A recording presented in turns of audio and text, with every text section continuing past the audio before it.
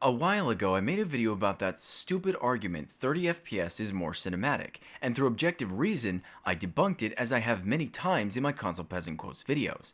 However, on that video in particular, there were a lot of comments talking about how many frames per second we can distinguish. Some people were saying it's around 150, others were saying it was up in the thousands, but everyone was saying that there was a cutoff point in which nobody can see higher than X amount of frames, and to be honest, I was a bit shocked. I didn't realize how far this misconception had spread, and honestly, I thought we all knew this.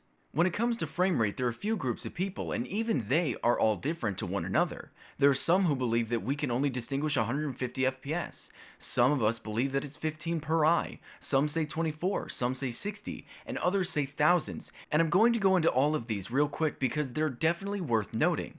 When you play games on consoles, and you've done so your whole life, starting from the GameCube, PS2, original Xbox, and onwards, you most likely played games at 30 FPS, and games that ran smoother didn't seem any different. The thing is, frame rate is not something that you're looking for, especially at a younger age. You may notice the game start to dip every so often, or start to look like a slideshow. You may feel your character become less responsive, but you tend to blame that on lag. Even on single-player games that were not connected to the internet, I blamed lag as a kid as I knew not of what frame rate was and how it affected my games. Funny too, the less we know about something, the more we blame other things and even argue points we aren't familiar with. But as for us being able to only see 150 frames per second, this is a huge myth. A lot of TVs that we sell, even at retail stores, come with a 250Hz refresh rate, so why would you do that if it wasn't utilizable? The 15 per each eye, this is ludicrous as well. Your eyes aren't carrying half the load when it comes to this sort of thing, and even if they were limited to 15 per eye, our world would be terribly choppy. 30 FPS is a very low frame rate, and with that, if our universe did move in frames, we would see things pop in and out of existence all the time, but we don't for two reasons. One, we don't see in frames, and two, if our universe was in frames per second, we would need a much higher frame rate to maintain a constant view of everything around us. 24 is used because of movies, and you've all heard that story 1,000 times, and 60 is because of PC gaming, and you know that story as well.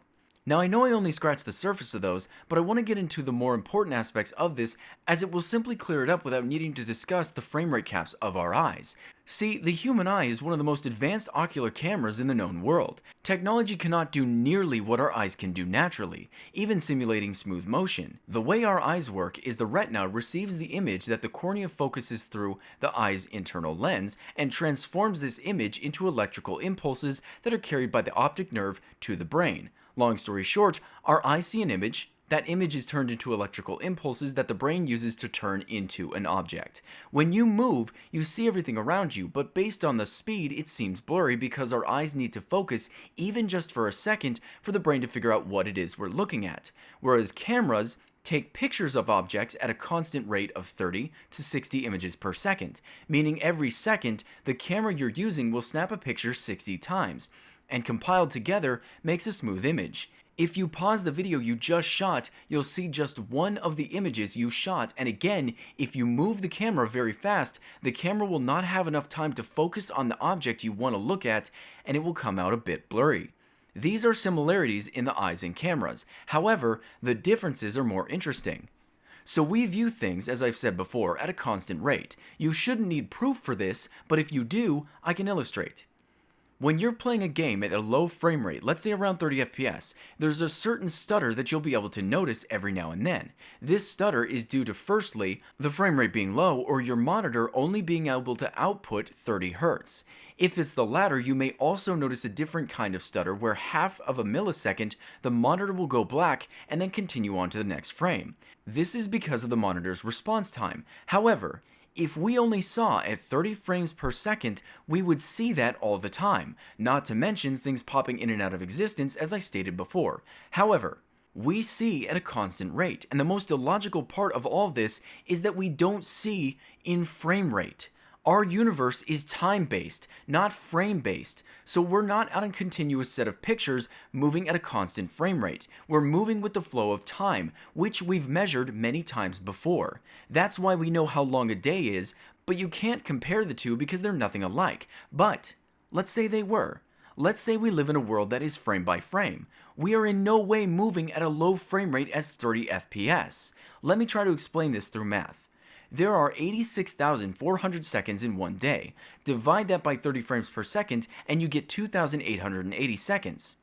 Well, none of that math is relevant to anything we know, so let's try something else. There are 1,440 minutes in a day. Divide that by 30 frames per second and you get 48. Now that's 2 days if you take that by hours. Now all this math is idiotic because I'm comparing real world to frame rate as though it means something, but let's try the same with 60 frames per second. 86,400 seconds divided by 60 frames per second is 1440. Look at that, a number we recognize. Isn't it a coincidence that this is the amount of minutes in a day? Let's divide that by 60 frames per second. This comes to 24, yet another number we know very well as one day is comprised of 24 hours. Now again, this math is stupid, but if I'm going to be stupid, I can at least do math while I'm doing it and use that math to prove a point. The thing is, guys, frame rate is something that we're all still getting used to. When I was a console gamer, I could not tell the difference between 30 and 60 until I was looking for it. I have not yet experienced higher frame rates, and not because of fear of too much information, because those monitors are expensive, but frame rate is a good thing.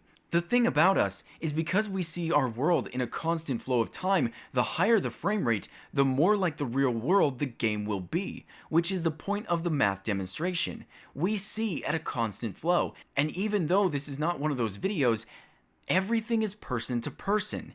How the hell do you know if you can't see 1,000 frames per second? Have you seen it? Have you been around it enough to conclusively say so? I think not. As frame rate gets higher and our monitors get better, we may very well be one day playing games at thousands of frames per second. And what's wrong with that? It's moving more like the world we live in, and that's somehow a bad thing? The last thing I want to say is this. If you're the sort of person who can tell the difference between 60 and 30, but nothing I've said about the higher the frame rate, the more lifelike it is makes sense to you, I want you to look real quick at both. Notice how 60 is smoother, and wonder why you can tell that difference. It's not because 60 is your limit and that's all you can see at. It's because 60 is still very low, but the smoothest you have yet to experience. The reason your brain can see a difference is because it's not even close to what our world moves like. Just think on that. Also, if you believe our universe does somehow run at 30 FPS or some sort of equivalent, I dare you to play on a virtual reality headset at 30 FPS and tell me that that's the world you live in.